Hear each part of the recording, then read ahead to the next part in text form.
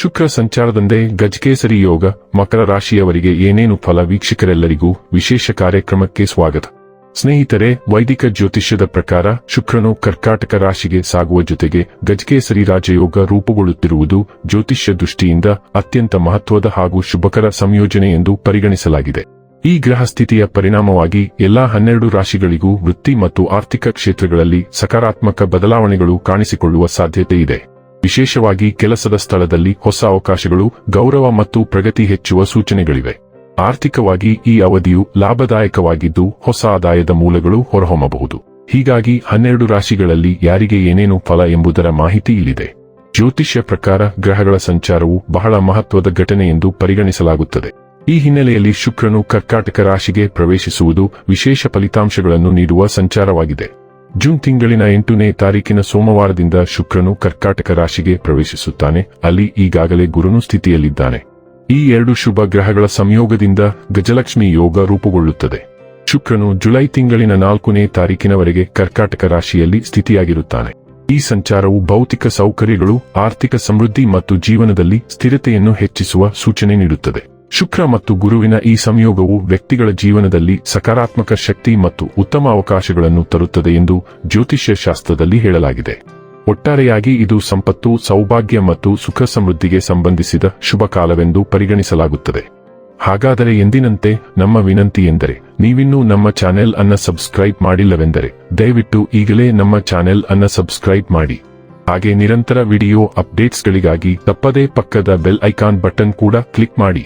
ವಂಶ ಪಾರಂಪರ್ಯ ಜ್ಯೋತಿಷ್ಯರು ನಂಬರ್ 1 ವಶೀಕರಣ ಸ್ಪೆಷಲಿಸ್ಟ್. ವಿದ್ಯೆ, ಉದ್ಯೋಗ, ಮದುವೆ, ಹಣಕಾಸಿನ ಸಮಸ್ಯೆ, ವ್ಯಾಪಾರ, ಆರೋಗ್ಯ ಸಮಸ್ಯೆಗಳಿಗೆ ಫೋನಿನ ಮೂಲಕ ಪರಿಹಾರ. ಇಂದೇ ಕರೆ ಮಾಡಿ. ಸ್ನೇಹಿತರೆ, ಮಕರ ರಾಶಿಯವರಿಗೆ ಈ ಅವಧಿಯಲ್ಲಿ ಕುಟುಂಬ ಜೀವನದಲ್ಲಿ ಸಾಮರಸ್ಯ ಮತ್ತು ಶಾಂತಿ ಹೆಚ್ಚಾಗುವ ಸಾಧ್ಯತೆ ಇದೆ. ಮನೆಯೊಳಗಿನ ಸಂಬಂಧಗಳು ಗಟ್ಟಿಯಾಗುತ್ತವೆ ಮತ್ತು ಪರಸ್ಪರ ಅರ್ಥೈಸಿಕೊಳ್ಳುವಿಕೆ ಉತ್ತಮವಾಗುತ್ತದೆ.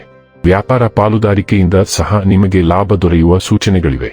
ಸಹಭಾಗಿತ್ವದಲ್ಲಿ ಕೈಗೊಂಡ ಕೆಲಸಗಳು ಸಕಾರಾತ್ಮಕ ಫಲಿತಾಂಶಗಳನ್ನು ನೀಡಬಹುದು ಮತ್ತು ಹೊಸ ವ್ಯವಹಾರ ಅವಕಾಶಗಳು ಹೊರಹೊಮ್ಮಬಹುದು. ಒಟ್ಟಾರೆಯಾಗಿ ಇದು ಸಂಬಂಧಗಳು ಮತ್ತು ವ್ಯವಹಾರ ಎರಡಕ್ಕೂ ಅನುಕೂಲಕರವಾದ ಅವಧಿಯಾಗಿರುತ್ತದೆ. ಕೆಲವು ಒಳ್ಳೆಯ ಸುದ್ದಿಗಳನ್ನು ತರುತ್ತದೆ. ನೀವು ಉತ್ತಮ ಆರ್ಥಿಕ ಲಾಭವನ್ನು ಪಡೆಯಬಹುದು. ಹೊಸ ಆದಾಯದ ಮೂಲಗಳನ್ನು ರಚಿಸಬಹುದು. ಇದರಿಂದಾಗಿ ಆರ್ಥಿಕ ಪರಿಸ್ಥಿತಿಯು ಮೊದಲಿಗಿಂತ ಉತ್ತಮವಾಗಿರುತ್ತದೆ. ವೈವಾಹಿಕ ಜೀವನ ಉತ್ತಮವಾಗಿರುತ್ತದೆ. ನಿಮ್ಮ ಸಂಗಾತಿಯೊಂದಿಗಿನ ಸಂಬಂಧವು ಮೊದಲಿಗಿಂತ ಉತ್ತಮವಾಗಿರುತ್ತದೆ. ಉದ್ಯಮಿಗಳಿಗೆ ಉತ್ತಮ ಸಮಯ.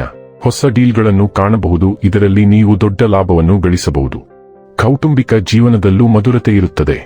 ಈ ರಾಶಿಯವರು ಈ ಸಂದರ್ಭದಲ್ಲಿ ತಮ್ಮ ಜೀವನ ಸಂಗಾತಿಯ ಜೊತೆಗೆ ಅತ್ಯುತ್ತಮವಾದ ಕ್ಷಣಗಳನ್ನು ಕಳೆಯಲಿದ್ದಾರೆ.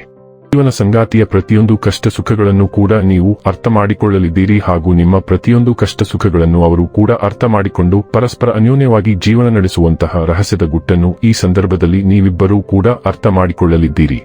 ಈ ರಾಶಿಯಡಿಯಲ್ಲಿ ಜನಿಸಿದ ಜನರು ತಮ್ಮ ಅದೃಷ್ಟದಲ್ಲಿ ಅಗಾಧವಾದ ಬೆಳವಣಿಗೆಯನ್ನು ಅನುಭವಿಸಬಹುದು. ದೀರ್ಘಕಾಲದಿಂದ ಬಾಕಿ ಉಳಿದಿರುವ ಕೆಲಸಗಳನ್ನು ಪೂರ್ಣಗೊಳಿಸುವುದರ ಜೊತೆಗೆ ಆರ್ಥಿಕ ಲಾಭವೂ ಇರಬಹುದು.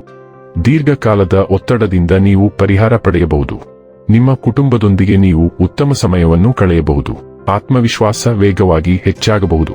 ವ್ಯವಹಾರದಲ್ಲಿ ನೀವು ಸಾಕಷ್ಟು ಲಾಭವನ್ನು ಪಡೆಯಬಹುದು.